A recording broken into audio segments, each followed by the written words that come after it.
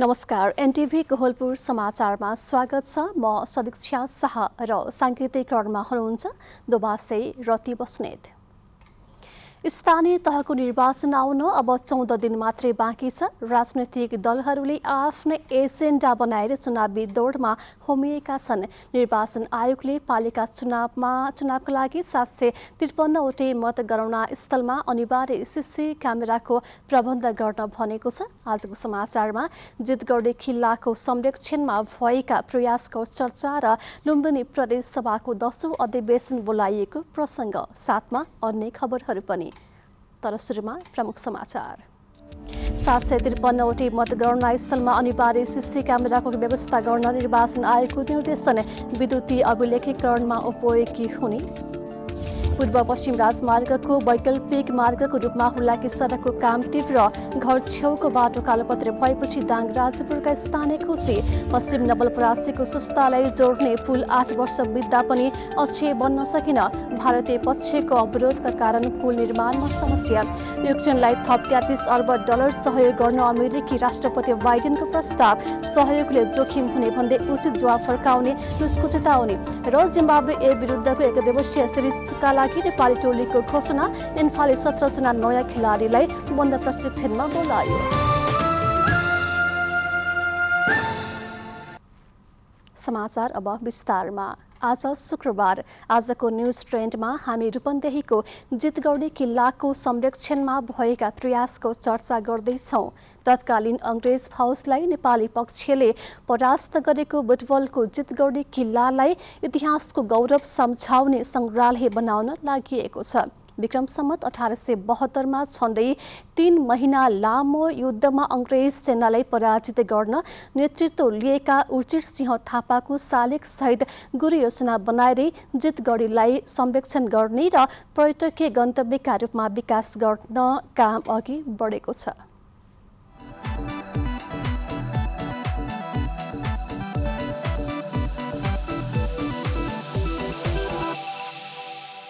नेपाल कब्जा गर्न आएको अंग्रेज सेनालाई यही जितगढी किल्लाबाट नेपाली फौजले सन् 2014 अर्थात् विक्रम सम्वत 2072 मा परास्त गरेको थियो। तत्कालीन पाल्पा राज्यमा पर्ने जितगढी किल्लाबाट कर्णेल उजित सिंह थापाको नेतृत्वको फौजले झण्डै 3 महिना अंग्रेजसँग लडेको इतिहासमा उल्लेख छ। अरू क्षेत्रमा नेपालले हार्दा पनि जितगढीबाट भने अंग्रेज सेना पछि हट्न बाध्य भएको थियो। त्यही गौरवमय इतिहास बोकेको जितगढी किल्ला अब नेपाली वीरता झल्काउने केन्द्र बन्दैछ। सामरिक ऐतिहासिक महत्त्वको पर्यटनको नक्षत्र केन्द्र समेत बनाउँदै र सबै नेपालीले आफूले विजय प्राप्त गरेको एउटा र नेपाली हुँ भनेर गर्व गर्न पाउने पुर्खाले आर्जित दिएको यस गढीलाई त्यस ढङ्गले चाहिँ अगाडि बढाउने गरी यसले एउटा नयाँ पर्यटकीय नक्षत्रको रूपमा हामीलाई चाहिँ बनाउने छ भन्ने हामीलाई विश्वास छ। बुटवल उपमहानगरपालिकाले गुरु योजना बनाएर संरक्षणको काम अघि बढाएको जितगढीमा रूपन्देहीको फुलबारी र पाल्पाको नुवाकोट जोड्ने 205 फिट लामो र 8 फिट चौडा सुरुङ छ। अहिले जितगढीलाई गुरु योजना अनुसार तारबारले घेरिएको छ भने बीचमा अंग्रेज फौजलाई हराउन नेतृत्व गरेका कर्णेल थापाको पूर्णकदको शालिग बनाइएको छ। युद्ध लडेका अन्य 13 सेनाको अर्धकदको शालिग पनि निर्माण गरिएको छ। यसले नेपाली फौजको वीरताको झल्को दिन्छ। जितगढीलाई राष्ट्रिय स्वाभिमान र पहिचानको स्थलको रूपमा विकास गर्ने लक्ष्य उपमहानगरको छ। नेपालीहरूले अंग्रेजलाई हराउन सफल जितगढी किल्लाको रूपमा चिर परिचित पनि छ। यसलाई हामी ऐतिहासिक धरोहरको रूपमा चाहिँ राष्ट्रिय अन्तर्राष्ट्रिय क्षेत्रमा समेत आफ्नै पहिचान दिनका निम्ति हामी विभिन्न किसिमका यस पूर्वाधारहरू निर्माण पनि गरिरहेका छौँ। यसलाई बहुवर्षीय योजनाका साथ हामी अगाडि बढाएका छौँ। यस्तै 20 मिटर अग्लो टावर बनाएर राष्ट्रिय झण्डा फहराइएको छ। सुन्दर उद्यान बनाइएको छ भने राष्ट्रिय धुन, बिजुलीको झिलिमिली र पानीका फोहोरले हिजोको जितगढी आजको कायापलट हुने गरी विकास हुनुका साथै प्रमुख पर्यटकीय गन्तव्य समेत बनेको छ। त्यस्तै हाम्रो सबैको प्रयास, नगरपालिका, सेना, हामी सबैको प्रयास अहिले जुन देखिएको छ हिजो भन्दा धेरै राम्रो भयो र अझ राम्रो यहाँ सेनाको लडाइँ गरेको भाव थियो राख्नु भए पनि अझ राम्रो हुन्छ। गाई बाख्राहरू चर्नेहरू जथापारो फोहोर पनि फाल्ने र धुम्रपान गर्ने, यो विभिन्न किसिमको जबै खाने सेवन गर्ने ठाउँ जस्तै थियो। त्यसको प्रचार प्रसार नहुनाले यो अजोलमा परिराखेको थियो। पशु चौपाएको चरण क्षेत्र र किल्लाका सम्पदा स्थल केटाकेटी खेल्ने मैदानको रूपमा जीर्ण बन्दै गएको जितगढीको मुहार अहिले फेरिएको छ। जितगढी क्षेत्रका वडा कार्यालय, प्रहरी चौकी र कवडहल हटाएर किल्लालाई अझ फराकिलो पारिएको छ। बुटवलका ऐतिहासिक तथा पर्यटकीय स्थलहरू मणिमुकुन्द सेन फुलबारी, नुवाकोट घडी, रामापितेकर क्षेत्र हुँदै हिल पार्कसम्म जोड्ने चक्रपथ निर्माण गरिँदैछ। सम्झनामा वैशाख 7 लाई विजय उत्सवको दिवसको घोषणा समेत गरिएको छ। कुरो योजना पूरा गर्न 1 अरब भन्दा धेरै खर्च लाग्ने अनुमान छ। पुरातात्विक र गौरवपूर्ण इतिहास बोकेको जितगढी संग्रहालयले मुलुकको वीरताको प्रदर्शन मात्र गर्ने छैन, यसले संसारभरका पर्यटक भित्रे हुन सहयोग पुग्नेछ। केशव भण्डारी, नेपाल टेलिभिजन, लुम्बिनी प्रदेश, बुटवल, रूपन्देही।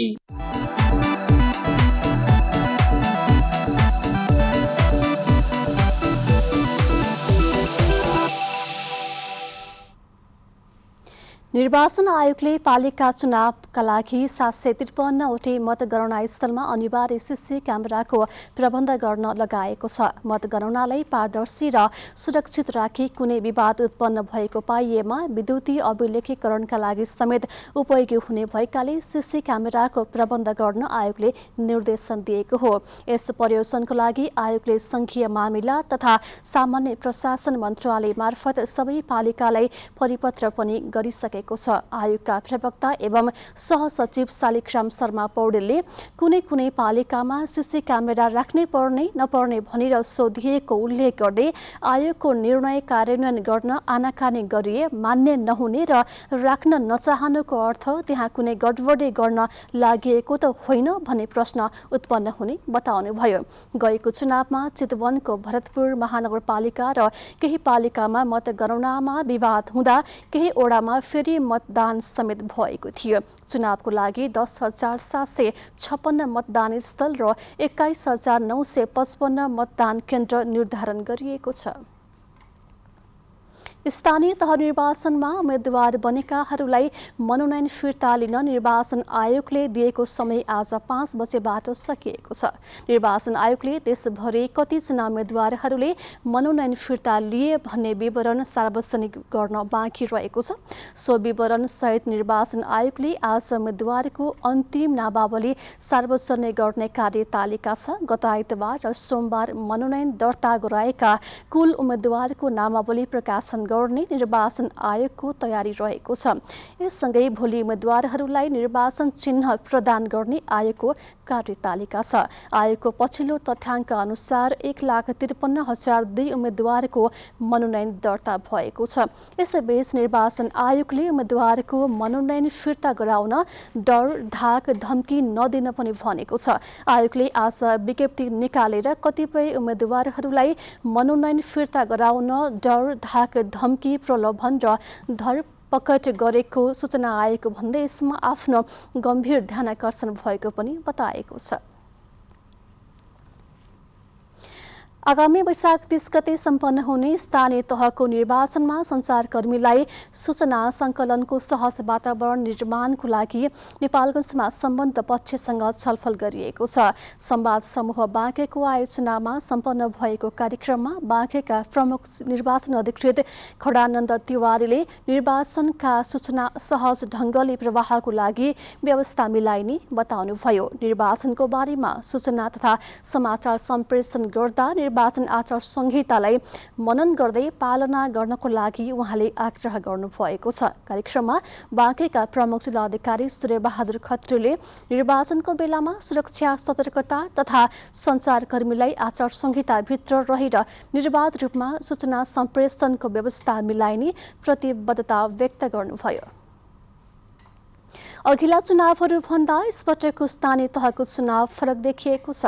वैशाख 11 र 12 गते उम्मेद्वारी दर्ता गराएका दल तथा स्वतन्त्र उम्मेद्वारहरू अहिले चुनावको प्रचार प्रसारमा लागेका छन्।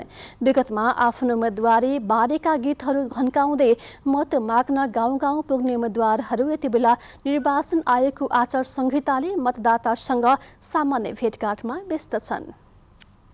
तहको निर्वाचनका लागि गत आइतबार र सोमबार सुदूरपश्चिम सहित देशभर उम्मेदवारी दर्ता भयो। कञ्चनपुरमा मात्रै दल तथा स्वतन्त्र गरी 2284 जनाले आफ्नो उम्मेदवारी दर्ता गराएका छन्। उनीहरूमध्ये अधिकांश बाजागाजा सहित नारा जुलुस गर्दै निर्वाचन अधिकृतको कार्यालयमा पुगेका थिए भने कतिपयले सुदूरपश्चिमको संस्कृति झल्किने छलिया नाच सहित प्रदर्शन गर्दै आफ्नो उम्मेदवारी दिएका थिए। यता दलहरूले राम्रो काम गर्न नसकेकाले आफूले स्वतन्त्र उम्मेदवारी दिएको कोमल बहादुर सिंहको भनाइ छ। पार्टीप्रति कुनै राम्रो काम गर्ला भन्ने विश्वास नभएको हुनाले मैले राम्रो काम गरेर देखाउला भन्ने हेतुले मैले आफ्नो उम्मेदवारी दिएको। यता स्थानीय तहको निर्वाचनको मिति नजिकिएसँगै दल तथा उम्मेद्वारहरू चुनावी प्रचार प्रसारमा लागेका छन्। तर उम्मेद्वारी दर्ताका दिन देखिएको चुनावी सरगर्मी प्रचार प्रसारमा भने देखिएको छैन। अघिल्ला निर्वाचनमा उम्मेद्वारी बारे गीतहरू घन्काउँदै मतदाता माझ पुग्ने उम्मेद्वारहरू यो वर्ष भने सामान्य भेटघाटमा जुटेका छन्। उम्मेद्वारहरू मत माग्न घर घरमा आउन सुरु गरे पनि चुनावको रौनक भने नदेखिएको स्थानीय बताउँछन्। पछिल्लो समयमा अलिअलि चुनावी माहौल तात्न थालेको देखिन्छ। जति सरगर्मी चाहिँ उम्मेदवारी दर्ताको समयमा देखिएको थियो त्यति चाहिँ अहिले देख्न पाइएको छैन। सायद अब निर्वाचन कार्यालयले अन्तिम नामावली प्रकाशित नगरिसकेको भएर पनि होला र एक दुईटा दलहरूको फाटाफुट्टा घर दैलो अभियानहरू चलिरहेको छ। अब हाम्रो गाउँघरतिर पनि दुईटा दल जतिका साथीहरू आउनु भएको थियो र अन्य दलहरूको त्यति साह्रो भव्य रूपमा पुरानो जस्तो गाडीहरूको प्रयोग अनि झन्डाहरू ठाउँ ठाउँमा हैन त्यस्तो चाहिँ देख्न पाइएको छैन गत चुनावको जतिको यसपालि। कञ्चनपुरमा नेकपा एमाले मंगलबार माओवादी र एकीकृत समाजवादीको गठबन्धनले बुधबार तथा नेपाली कांग्रेसले बिहिबारबाट चुनावी प्रचार तथा घर दैलो अभियान शुरू गरेका छन्। अघिल्ला वर्षमा चुनावताका भोट माग्दा भित्ते पोस्टर टाँच्ने तथा हस्तकला देखाएर आफ्नो अभिव्यक्ति प्रकट गर्दै भोट माग्ने चलन थियो। तर पछिल्ला वर्षहरूमा बाजागाजा सहित भोट माग्दै हिँड्ने चलन भए पनि यो पटक भने निर्वाचन आयोगले श्रव्य सामग्री बजाउन तथा दृश्य सामग्री प्रदर्शन गर्न आचार संहिता लगाएपछि विगतका निर्वाचनमा जस्तो प्रचार प्रसारमा बाजागाजाको प्रयोग नभएको हो। दुर्गा उपाध्याय, नेपाल टेलिभिजन, सुदूरपश्चिम प्रदेश, कञ्चनपुर। वैशाख 30 गते स्थानीय चुनावमा उम्मेदवारी दिएका राजनैतिक दलका प्रतिनिधिहरूले कस्ता खाले एजेन्डा तथा कार्यक्रम ल्याउनुपर्छ भनी आज हामीले प्युठानका केही नागरिकलाई सोधेका छौं। हेरौं आजको आवाजमा।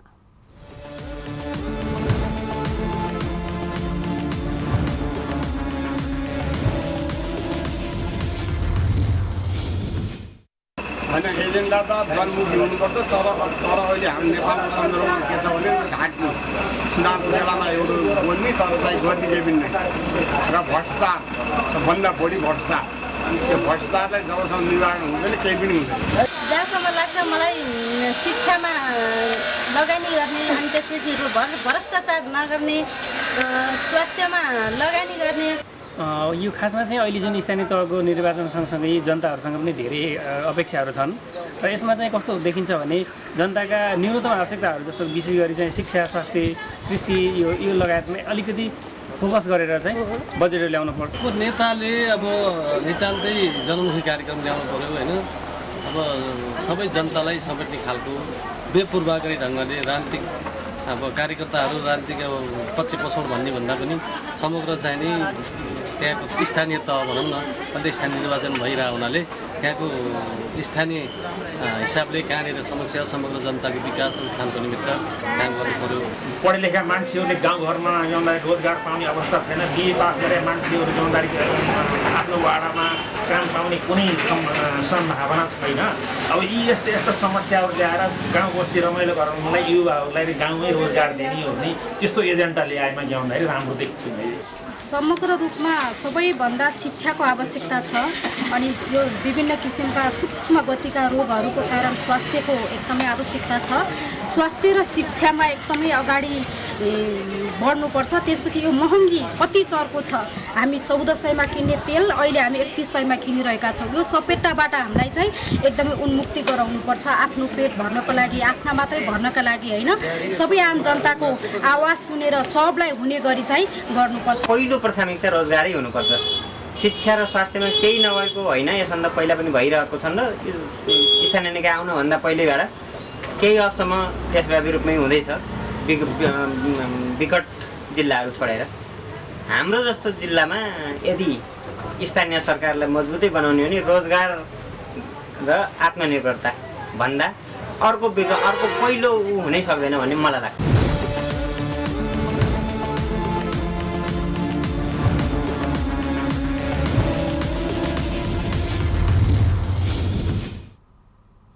समाचारको क्रम जारी नै छ, एकैछिनको विश्राम।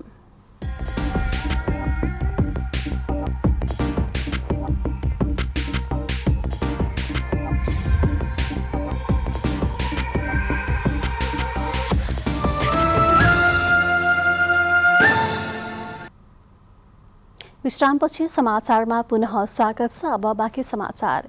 लुम्बिनी प्रदेशसभाको 10औं अधिवेशन आगामी वैशाख 20 गते मंगलबारका लागि बोलाइएको छ। लुम्बिनी प्रदेश सरकार मन्त्री परिषदको सिफारिसमा प्रदेश प्रमुख अमिक शेरसनले आगामी वैशाख 20 गतेका लागि प्रदेश सभाको 10औं अधिवेशन आह्वान गर्नुभएको हो। प्रदेश प्रमुखको कार्यालयबाट प्राप्त पत्र अनुसार नेपालको संविधानको धारा 183 को उपधारा 1 बमोजिम लुम्बिनी प्रदेश सभाको 10औं अधिवेशन आगामी वैशाख 20 गते मंगलबारका दिनको 1 बजेको लागि आह्वान गरिएको प्रदेश सभा सचिवालयले जनाएको छ। दाङमा हुलाके सडक निर्माणले तीव्रता पाएको छ। पूर्व पश्चिम राजमार्गको वैकल्पिक सडकको रूपमा हुलाके सडकलाई अघि बढाइएको हो। कालाकाँटी हुँदै बाँकेको नेपालगञ्ज जोड्ने हुलाके सडक निर्माणले तीव्रता पाएको छ। घरछेउको सडक कालोपत्री भएपछि राजपुर गाउँपालिका वडा नम्बर 3 का स्थानीय खुसी भएका छन्। कालाकाटी सिक्टा सडक खण्ड अन्तर्गत हुलाकी सडकमा कालोपत्री सुरु भएपछि स्थानीयहरू खुसी भएका हुन्। सुरुमा गोरेटो बाटो, त्यसपछि कच्ची सडक अनि ओटासिल हुँदै अहिले हुलाकी सडक कालोपत्री सुरु भएपछि सडकको समस्या समाधान भएको स्थानीय सूर्यबहादुर यादवले बताउनुभयो। धुलो हुन्थ्यो, घरभित्र धुलो जान्थ्यो, हिँड्ने बेला अब साइकलमा हिँड्न पर्थ्यो, गाडीहरू आउँदैन थिए, गाडी थियो जे होस् राम्रो थिएन, हाम्रो लागि हिँड्नको लागि धेरै अप्ठ्यारो थियो। अहिले त अब सुविधा भइसकेको छ, अब गाडीहरू सबै आउन थाले होइन। घरबाटै हामी चाहिँ गाडीमा चढेर जान्छौँ, लमैतिर जान्छौँ, घरैतिर जान्छौँ, कृष्णनगर जान्छौँ। यही बाटो भएर हामी राम्रो भएको छैन। 1 अर्ब 20 करोडको लागतमा पहिलो चरणमा 40 किलोमिटर सडक निर्माण सुरु हुन थालेको हो। सडक विस्तार गर्दा सडकमा पर्ने केही ठाउँको जग्गा विवाद सुल्झिन अझै बाँकी छ अनि रुख र बिजुलीको पोल हटाउन पनि केही ठाउँमा बाँकी नै छ। तर जहाँ विवाद छैन त्यहाँबाट सडक कालोपत्रीको काम सुरु गरिएको छ। सहज ठाउँमा अब रफ्तारले गइरहेछ, अनि विवाद भएको ठाउँमा चाहिँ अब विवाद सल्टिएपछि त्यो तत्कालै हुन्छ। हुलाकी सडक खण्डमा सडक निर्माण गर्दा देखिएको विवाद समाधान गर्ने गरी पहल थालिएको स्थानीय सरकारका प्रतिनिधिले बताएका छन्। गढवा गाउँपालिका वडा नम्बर 5 र वडा नम्बर 6 को सीमा क्षेत्रमा पर्ने पर्णाह खोलाको पुलको पूर्वपट्टिको 500 मिटर क्षेत्रमा देखिएको विवाद अझै सुल्झिएको छैन। कालाकाटीदेखि गढवासम्म 20 किलोमिटर क्षेत्र सडक निर्माण गर्न एउटा प्याकेज र गढवादेखि राजपुर गाउँपालिकासम्म 22 किलोमिटर क्षेत्रमा अर्को प्याकेज तयार पारेर सडक निर्माण भइरहेको हो। दशरथ घिमिरे, नेपाल टेलिभिजन, लुम्बिनी प्रदेश, दाङ। पश्चिम नवलपरासीको सुस्तालाई जोड्ने नारायणी नदीमा बन्न लागेको पुल 8 वर्ष बितिसक्दा समेत 65% मात्र निर्माण भएको छ। नारायणी नदी पारी रहेको सुस्तालाई नेपालसँग जोडिने गरी नवलपरासीको नारायणी नदीमा बनाउन लागेको झोलुङ्गे पुल पछिल्लो 8 वर्षदेखि निर्माण सुरु भएको थियो। सस्पेन्सन ब्रिज डिभिजनका senior division engineer Gauri Kumar श्रेष्ठले पुल निर्माणमा ढिलाइ भएको स्वीकार गर्दै तत्काल निर्माण सम्पन्न गर्न निर्देशन दिइसकेको बताउनु भएको छ। पुल 30 महिनाभित्र निर्माण सम्पन्न गर्ने गरी 2072 सालमा त्रिशुली जेबी आश्रय कन्स्ट्रक्सन कम्पनीले जिम्मा लिएको थियो। भारतीय पक्षले बिना सूचना नै गण्डक ब्यारेजको ढोका खोलेपछि पुल निर्माण कार्य रोकिएको पुल विभागका सब इन्जिनियर गोपाल थापाले बताउनुभयो। चेतनाको अभावका कारण पश्चिम नवलपरासीका किसानहरूले गहुँ काटेपछि खेतमा आगो लगाउँदा उर्वरा शक्ति ह्रास हुने खतरा बढ्दै गएको छ। किसानहरूलाई खेतमा आगो नलगाउन सचेत गराउँदै आए पनि खेतमा आगो बाल्ने क्रम नरोकिएको कृषि ज्ञान केन्द्रले जनाएको छ। खेतमा आगो लगाउँदा माटोलाई फाइदा पुर्याउने जीवाणु समेत नष्ट भई उर्वरा शक्तिमा ह्रास आउने र वातावरण समेत प्रदूषण हुने कृषि ज्ञान केन्द्रका प्रमुख शिव अर्यालले बताउनुभयो। समाचारको क्रम जारी नै छ, एकैछिनको विश्राम।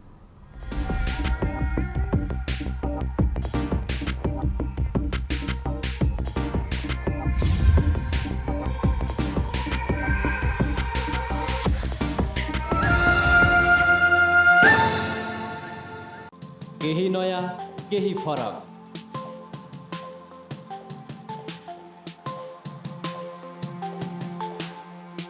राष्ट्रिय सञ्चारको मेरुदण्ड नेपाल टेलिभिजनको प्रादेशिक च्यानल एनटिभी कोहलपुर।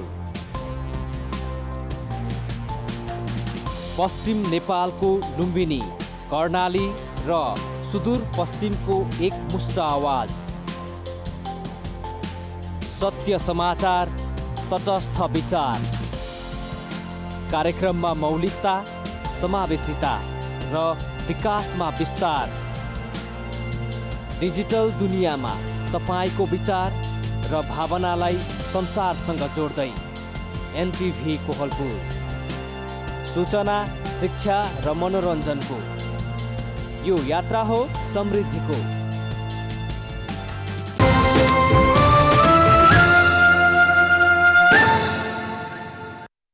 तपाईं एनटिभी कोहलपुर हेर्दै हुनुहुन्छ। अब बाँकी समाचार। पछिल्लो 24 घण्टामा थप 14 जनामा कोरोना भाइरसको संक्रमण पुष्टि भएको छ। स्वास्थ्य तथा जनसङ्ख्या मन्त्रालयका अनुसार 1778 पीसीआर परीक्षणमा 13 जना र 993 एन्टिजेन परीक्षणमा 1 जना गरी कुल 14 जनामा संक्रमण पुष्टि भएको हो। पछिल्लो 24 घण्टामा कोरोना भाइरस संक्रमण मुक्त हुनेको संख्या 19 रहेको छ। हाल देशभर कोरोना भाइरसको सक्रिय संक्रमितको संख्या 243 रहेको मन्त्रालयले जनाएको छ। अब अन्तर्राष्ट्रिय समाचार।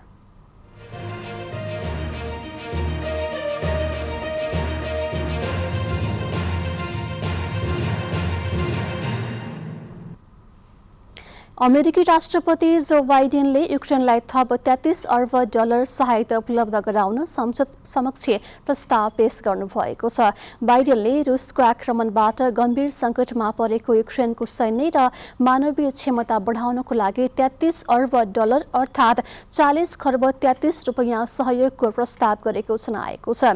यसमध्ये 20 अर्ब डलर सैन्य सहायता, 8 अर्ब आर्थिक सहायता र बाँकी मानवीय सहायताको लागि उपलब्ध गराउन बाइडेनले प्रस्ताव गरेको उल्लेख गरिएको छ। युक्रेनलाई आफ्नो रक्षा गर्न मद्दत गर्नको लागि अमेरिकी सांसदहरूले सहायता प्रस्ताव पारित गर्नुपर्ने बाइडेनले बताउनु भएको छ। अमेरिकाले यो सहायता पारित नगरेमा रुस थप आक्रामक हुने र अरू देशलाई पनि गाह्रो हुँदै जाने बाइडेनको भनाइ छ। अब आर्थिक समाचार।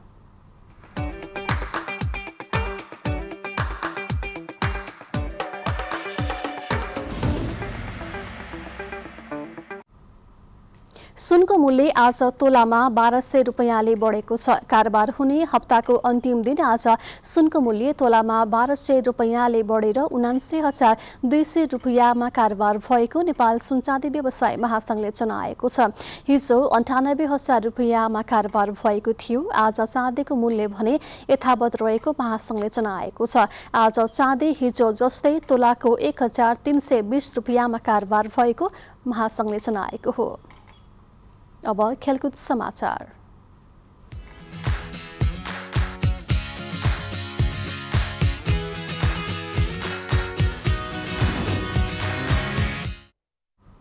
नेपाल क्रिकेट संघ क्यानले जिम्बाब्वे ए विरुद्धको एकदिवसीय श्रृङ्खलाको लागि सन्दीप लामिछानेको कप्तानीमा 16 जनाको टोली घोषणा गरेको छ। यसअघि क्यानले एकदिवसीय र टी20 श्रृङ्खलाको लागि 23 जनाको नाम घोषणा गरेको थियो। त्यसैबाट एकदिवसीय टोलीको लागि 16 जनालाई चयन गरेको हो। टिममा सुनिल धमलाले कमब्याक गरेका छन्। यसैबीच राष्ट्रिय फुटबल टिमको बन्द प्रशिक्षणका लागि इन्फाले 17 जना नयाँ खेलाडीलाई बोलाएको छ। मुख्य प्रशिक्षक अब्दुल्लाह अलमुताइरीसँग विवाद भएर राष्ट्रिय टोलीका 10 खेलाडीले बन्द प्रशिक्षण छाडेपछि अरू 17 जना नयाँ खेलाडीलाई बोलाइएको इन्फाले जनाएको छ। इन्डियन प्रिमियर लिग आइपिएल टी20 क्रिकेटमा आज पंजाब किङ्स र लखनऊ सुपर जायन्ट्स बीच प्रतिस्पर्धा हुनेछ। पुणेमा हुने दुई टोली बीचको खेल अहिले पौने 8 बजे सुरु हुनेछ। पंजाब आज 5औं जितको खोजीमा रहेको छ। पंजाबले 8 खेलमा 8 अङ्क जोडेको छ। लखनऊ भने 6औं जितको खोजीमा हुनेछ।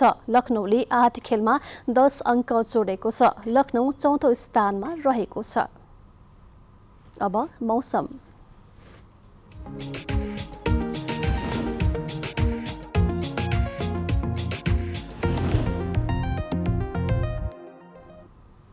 आज देशको पहाडी भूभागमा आंशिकदेखि सामान्य बदली रही बाँकी भूभागमा मौसम सामान्यतया सफा रह्यो। यस्तै आज राति पनि प्रदेश नम्बर 1 र गण्डकी प्रदेश लगायत देशका पहाडी भूभागमा आंशिकदेखि सामान्य बदली रही बाँकी भूभागमा मौसम सामान्यतया सफा रहनेछ।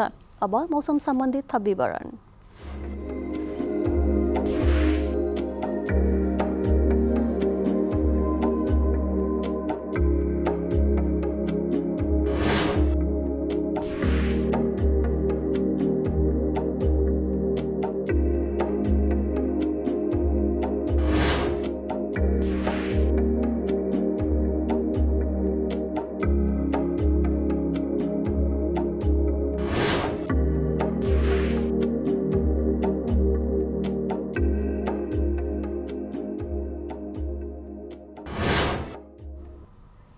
समाचारको अन्त्यमा प्रमुख समाचार पुनः एकपटक। 753वटै मतगणना स्थलमा अनिवार्य सीसी क्यामेराको व्यवस्था गर्न निर्वाचन आयोगको निर्देशन, विद्युतीय अभिलेखीकरणमा उपयोगी हुने। पूर्व पश्चिम राजमार्गको वैकल्पिक मार्गको रूपमा खुल्लाकी सडकको काम तीव्र, घर छेउको बाटो कालोपत्र भएपछि दाङराजपुरका स्थानीय खुसी। पश्चिम नवलपरासीको सुस्तालाई जोड्ने पुल 8 वर्ष बित्दा पनि अझै बन्न सकेन, भारतीय पक्षको अवरोधका कारण पुल निर्माणमा समस्या। युक्रेनलाई थप $33 अर्ब सहयोग गर्न अमेरिकी राष्ट्रपति बाइडेनको प्रस्ताव, सहयोगले जोखिम हुने भन्दै उचित जवाब फर्काउने रुसको चेतावनी। र जिम्बाब्वे ए विरुद्धको एकदिवसीय सिरिजका लागि नेपाली टोलीको घोषणा, इन्फाले 17 जना नयाँ खेलाडीलाई बन्द प्रशिक्षणमा बोलायो।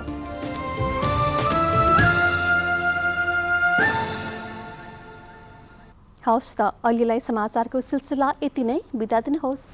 नमस्कार।